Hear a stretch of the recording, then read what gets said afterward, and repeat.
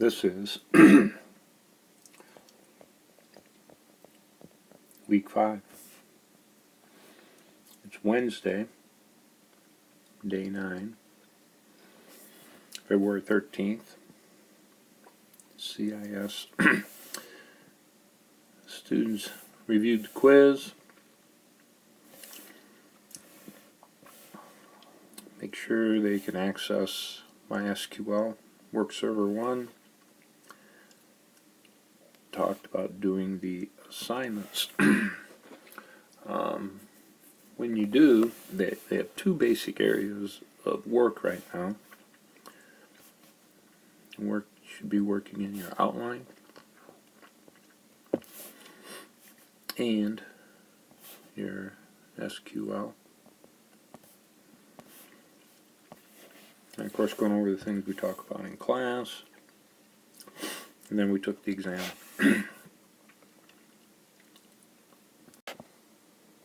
So some review items we talked about. Tables, entities, trying to understand that. Okay. A lot of times we'll refer to a field, represents the items in a table, or we use the term attributes, represents entities. So it's basically the same thing. We're just using different terminology. We reviewed primary keys, and they would represent, let me fix this, this should be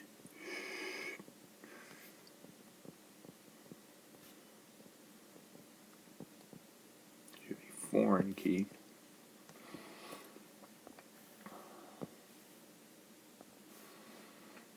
So you have a primary key can be represented in another table as a foreign key. And what we do then, we build a relationship between them. We had in the quiz, we had the example of library, and what we wanted to know were entities. What would be entities within the library? We talked about books, clients or customers, books checked out, maybe authors. What students tend to do early on in databases is they want to give attributes. They want to list lots of attributes, which is fine, but then you got to figure out what entity are those attributes really defining. So down here we did a little example. We maybe have the authors, we have an ID for the authors, and then we have the books. And then in this case, you can see that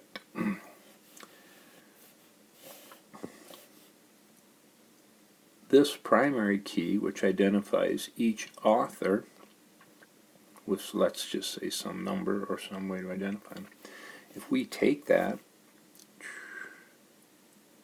and put it in another table, then it becomes a foreign key. So in this relationship here, this author wrote this book. Let me go a little further. This email then represents this author. So this is an attribute that defines the author. But you wouldn't want the email in the books table because it doesn't define the book, it defines an author. But you can identify the author in this table. If you want the email address, you can use this relationship here to come over here and find the email.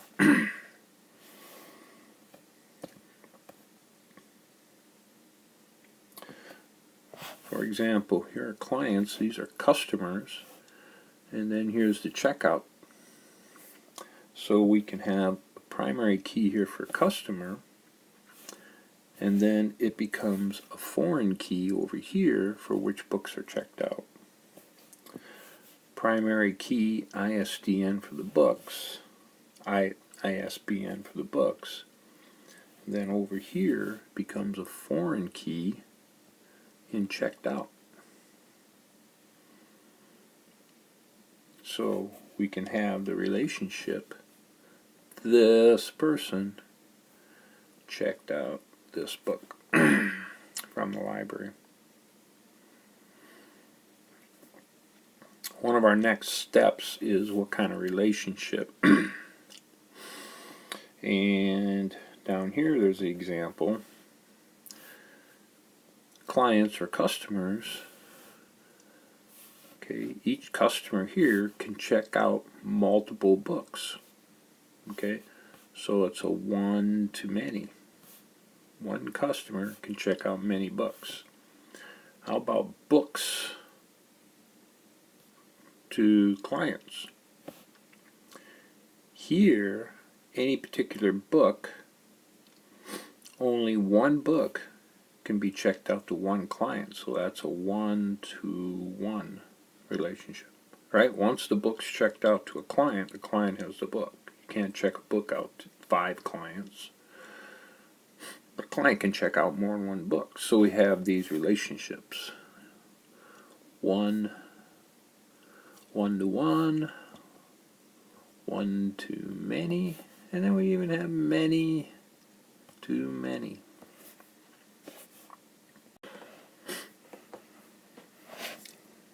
So we just got to talk about relationships. Now, what we're trying to do next, this would be considered, I call it a tech den project. More or less anybody who's interested, we have a small email list for people who might be interested, can participate by distributing ideas.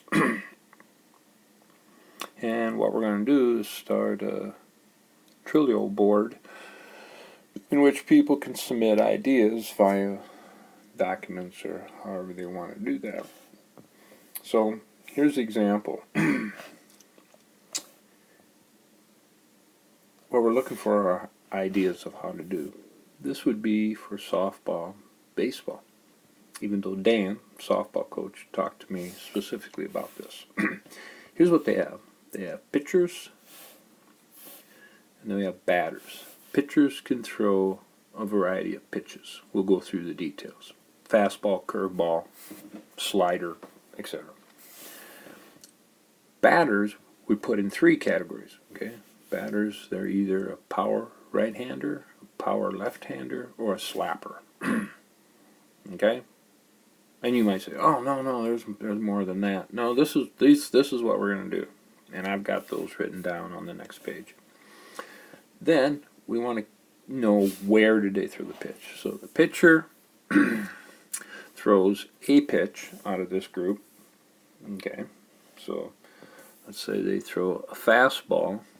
Okay, they threw it to a particular batter, and then the pitch was either, it's these 4 areas based on the catcher. So if we have the catcher, the frame of the catcher, and the ball's coming into the catcher, where is the location of that ball?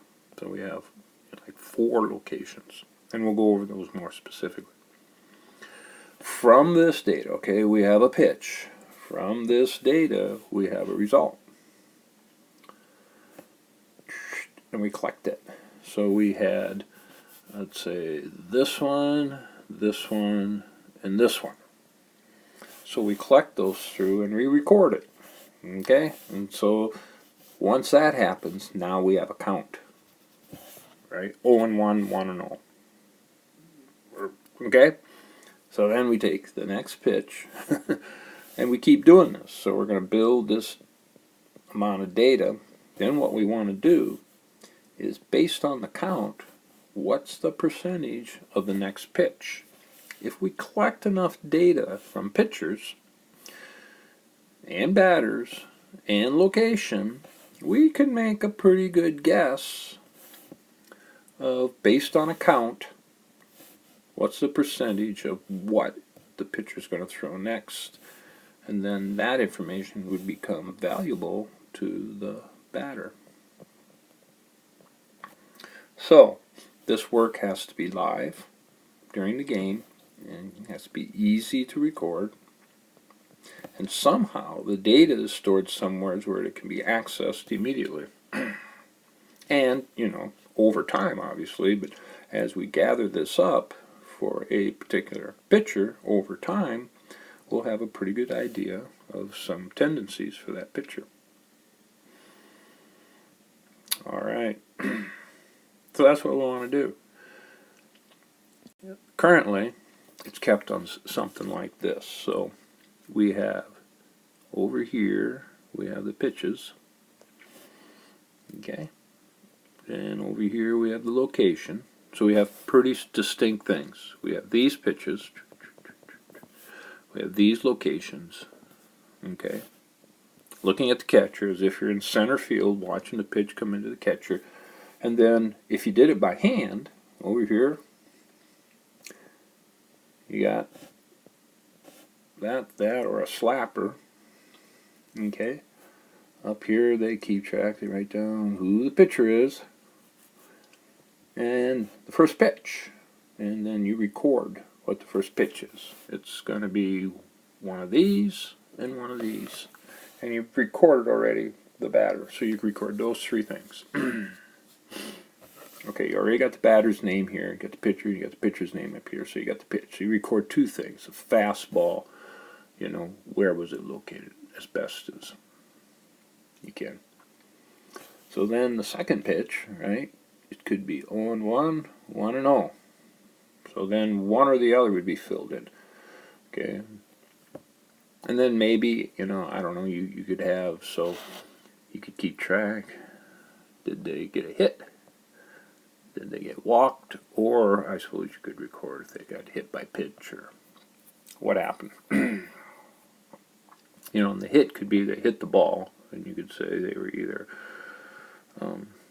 it was a hit and they got on, or, you know, but basically what they're looking for, you know, these could be some ad features. What we're looking for is this tendencies right here. So it'd be a great project for a group of people to input some ideas, create some database, create a database, create some tables, and then create a big part would be a user interface. Let me do that again. The user interface, user experience. Now this would be nice if it was an app on the phone, you know, but maybe I won't create an app right away, but we could create a browser experience with some drop-down menus, a real simple browser that would fit on a phone or a tablet. And we could build some type of prototype, and then see if we can make that work, and then go from there. So we're looking for ideas. That is it for today.